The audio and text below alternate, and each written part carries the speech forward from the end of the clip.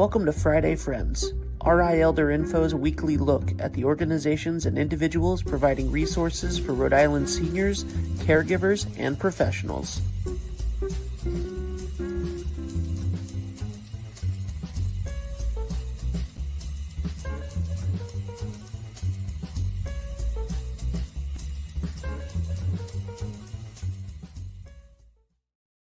Good morning, everybody. Happy Friday. It is a fabulous fall Friday, and I am glad that you are taking the time to join me, Deb Burton, host of Friday Friends, where every week I bring you information and resources that you or someone you know needs to know about. So make sure you hit the like button, the share button, the bells, the whistles, the cues that say, hey, check this out. Today, as part of our series in the month of November dedicated to veterans resources and benefits, we are going to be speaking with Rachel Rose about applying for veterans benefits. What does that timeline look like? How does that all work? What documents you might need, etc. And it is going to be a great conversation. So please help us get the word out so that we can reach as many veterans and their families as possible. As you know, we are a nonprofit, and we could not do this without the support of our sponsors. So a big thank you to Point 32 Health Foundation, United Healthcare, and especially McCarthy Law. Here's a message from McCarthy Law. Here at McCarthy Law, we practice in the areas of estate planning, long-term care planning, elder care law, and residential real estate. Our focus is really on providing peace of mind to our clients. If you're interested in scheduling a consultation with our office, you can feel free to reach out to us at 401-541-5540. You can also reach out via website at www.mccarthylawri.com. You also should check out our social media, both on Facebook, Instagram, and LinkedIn for some helpful tips and tricks. Good morning, Rachel Rose. How are you? Doing well. How are you? Awesome. So please tell us who you are, what you do, and then we can jump into the whole veterans benefits. Sure. So my name is Rachel Rose. I'm one of the paralegals here at McCarthy Law. So day to day, I work with Medicaid planning for the most part, but now we are branching into VA benefits, and I have a little bit of experience with that. So I'll be starting those processes along here. So I will be kind of explaining that today, I believe. Yes, please. What is the process? Say, for instance, maybe you are just finding out that things have changed. Maybe you want to look into, am I eligible for benefits? Where does a veteran start, or where does their family help them start? Sure. So there are a few things in applying for benefits. First, you are eligible for disability benefits if you have an injury, illness, or disease that was caused while you were in service. You have to have completed your service, and you have to be honorably discharged. So that just means when you get a form when you are discharged called the DD-214, and that will say your discharge, your rank, things like that. So most people have that and are able to apply for benefits. You also need a nexus event, which means that it's an event while you are in service that connects your disability to your service. So what might be some examples of a nexus event?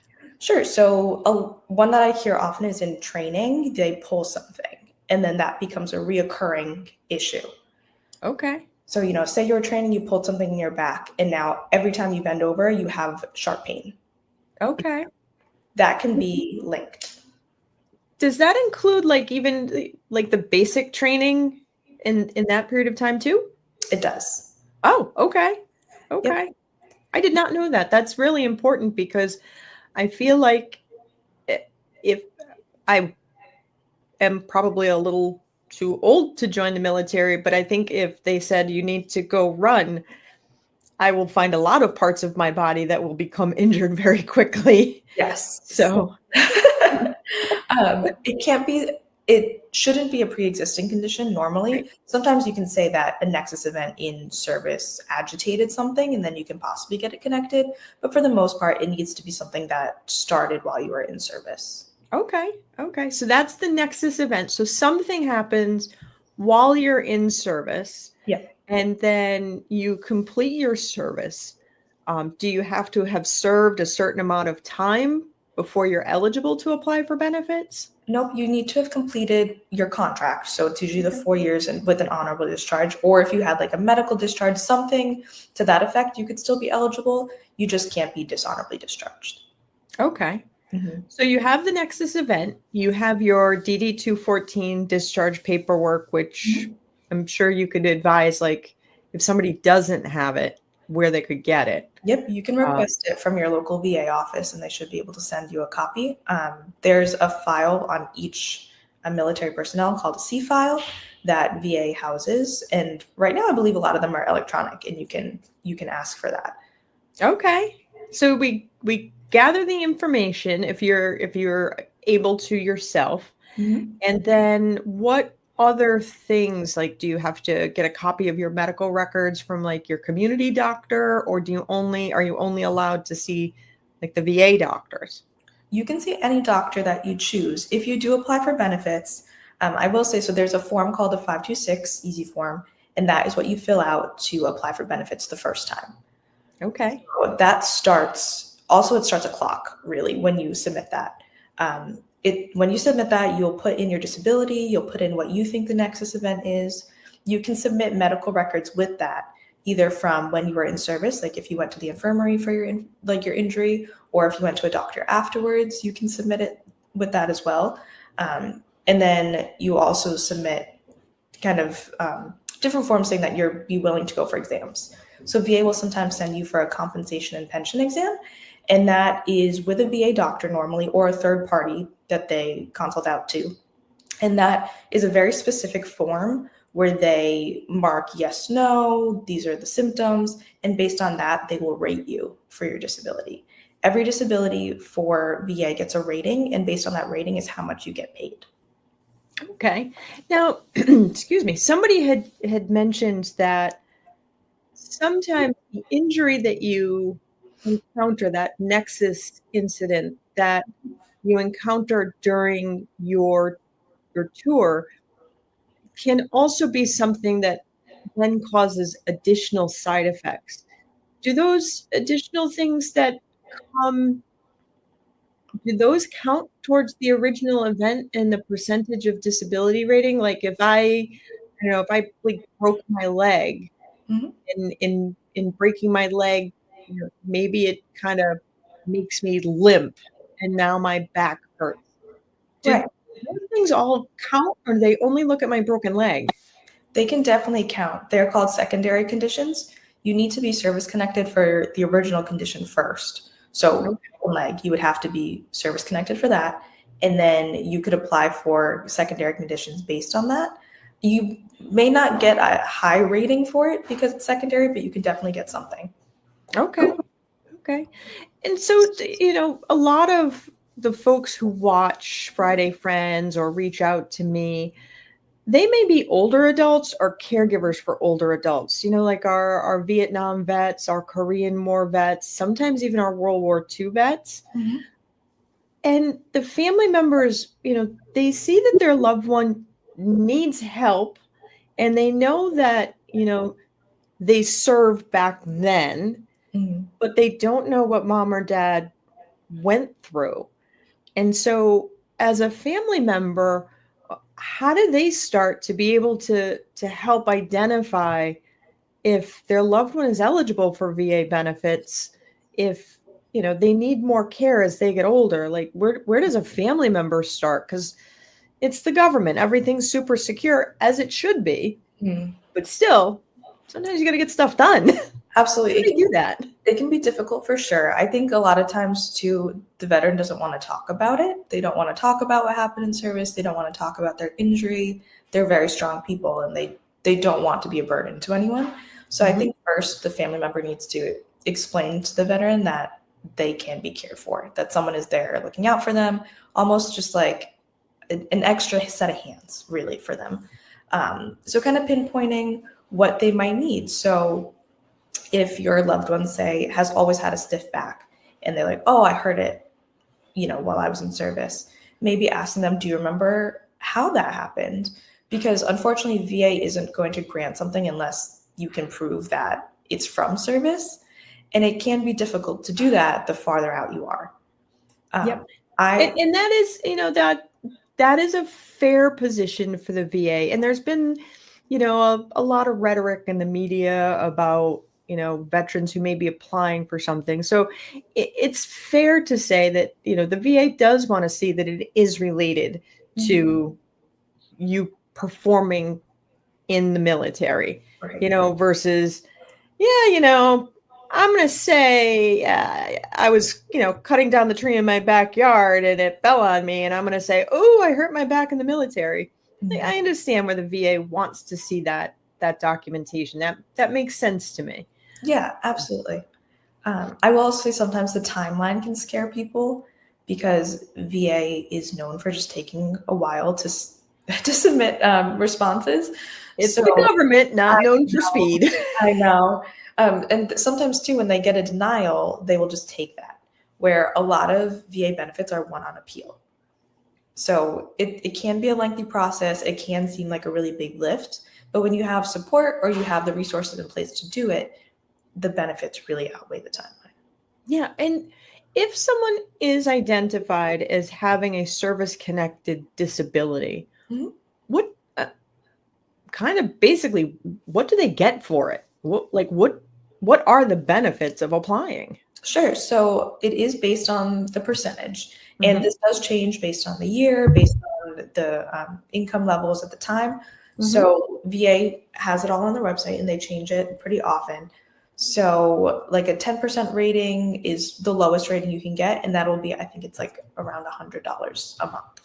Okay. But as you go up, you can be 100% service connected, and that pretty much gives you a livable income for the whole month. So it depends, again, what you need, what your rating is, and then you'll be paid out accordingly.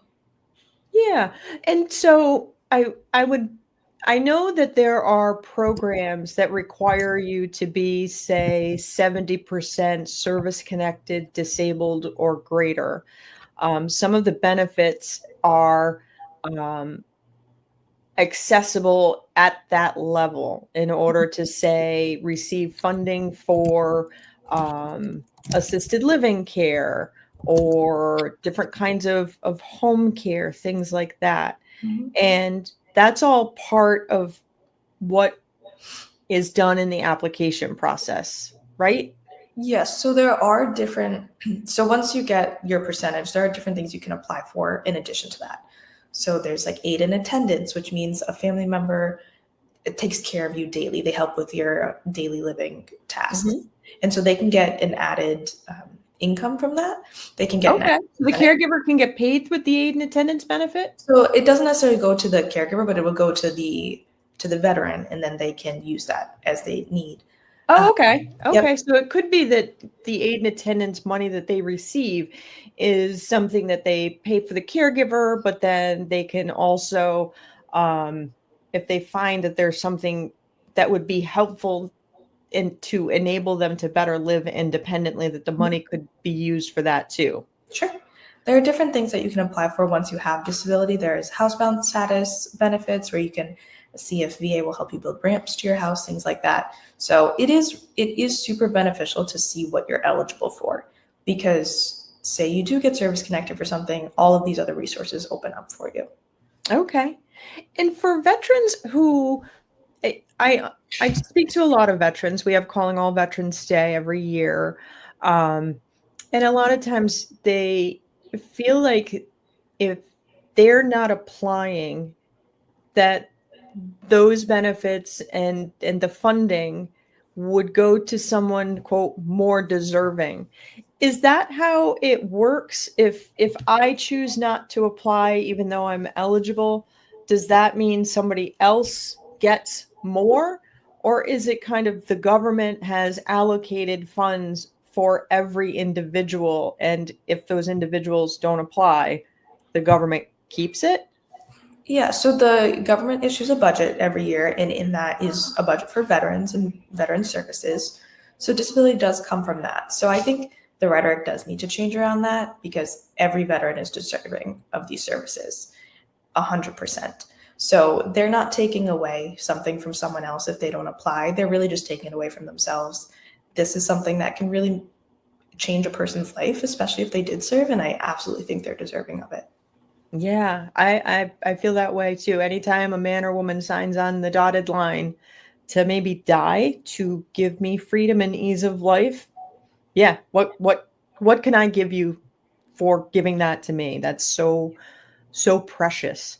Absolutely. Now, for veterans who are married Mhm. and I have identified that they have a disability, the veteran themselves has a disability, because we talked about spouses, there could be caregivers for the Mhm. veterans, but are there benefits for the veteran spouse that can help take care of the spouse? Yes, yep. You can, when you apply for benefits, you can fill out I believe it's a 686 form, but it's a dependency form. And you fill out Okay. your spouse, you fill out children on there, and you can get an additional allowance per month based on that. There's also DIC benefits where if you have been married to a veteran who is service connected and you've been married to them for 10 years, you can get benefits if they pass from that disability. Okay. So Oh, yeah, oh, so you say brought they up a really good point on that one. How's that work? right, so say they were service connected for a heart condition and they Mhm. passed because of that heart condition.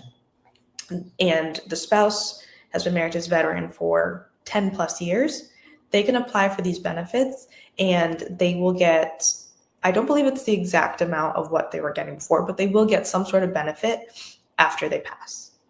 Okay. Yeah. Because I think sometimes spouses don't necessarily realize, unless certain steps are followed when the veteran is with us, that some of those payments that they were receiving was specifically for the veteran, and that income goes away. Right. When a veteran Um, dies, normally it does stop pretty much immediately. They finish the month and then they would stop. So it is important too for spouses who have supported their veteran this whole time that they should also be supported afterwards.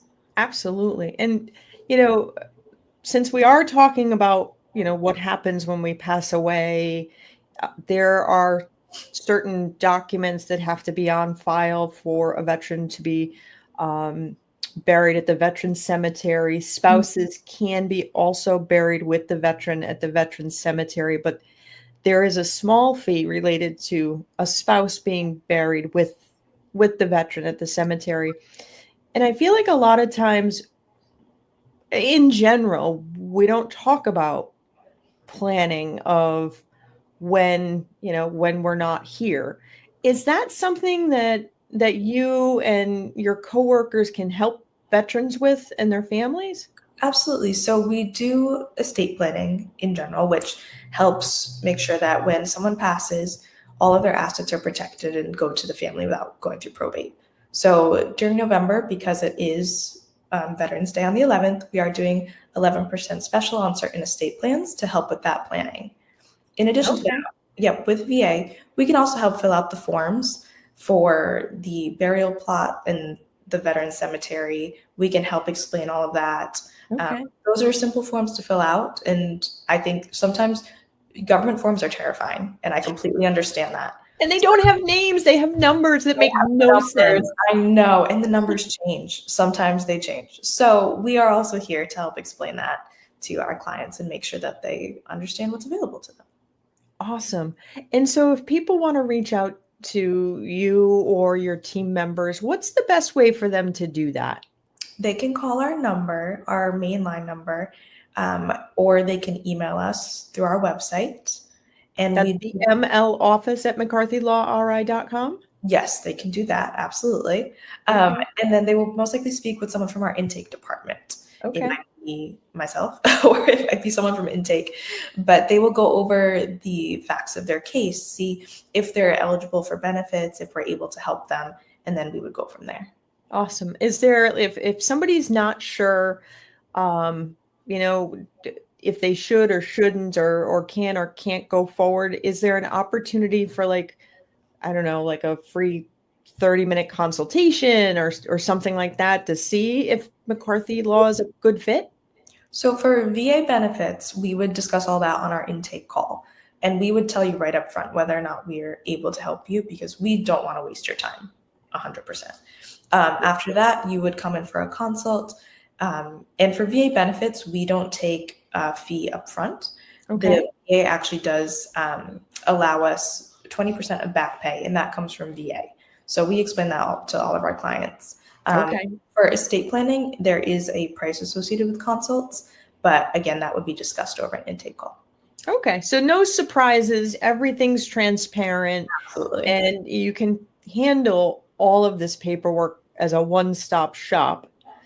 And a couple weeks ago, I spoke with another individual, I think it was in October, that you guys also provide care management so that as time goes by, if that veteran needs that extra support, in navigating health and social service systems, that your team has that. The flip side is also, if the veteran is a caregiver for somebody, your team can help them as well. Absolutely. I think our team is so unique because we do have an exceptional elder care coordinator and team now that is able to assist people. So we can definitely do that. And I think too, like we said before, government forms are scary. Government timelines can be scary. Just having someone who will do it for you can take a huge burden off of a person. And that might be enough to kind of push them forward. Absolutely. Rachel Rose, I'm so grateful that you were able to come on today and explain some of these timelines and some of these words and the steps involved. I really appreciate you coming on. Thank you so much. Thank you so much for having me.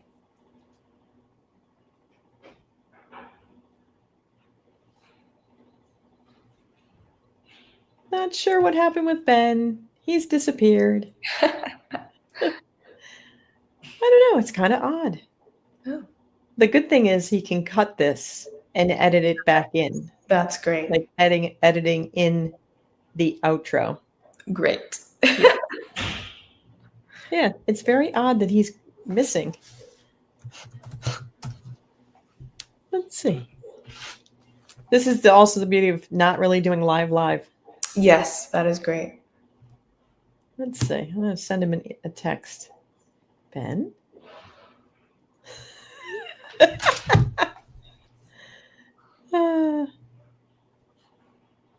Okay. I think, let's see. Don't know if you straight leave the studio. Whatever you tell me to do.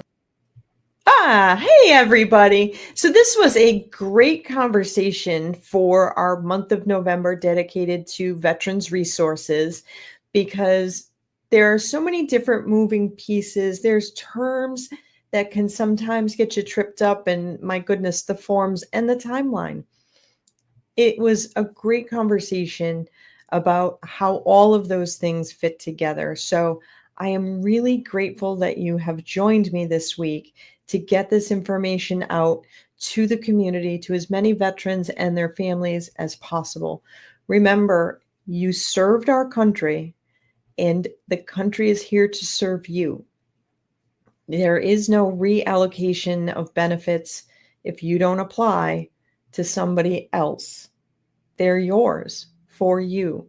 And I encourage you to look into it for yourself, as well as the folks that you take care of. It can make a huge difference in people's lives. So again, thank you so much for joining us today. I look forward to seeing you all again next week. In the meantime, be well and be kind.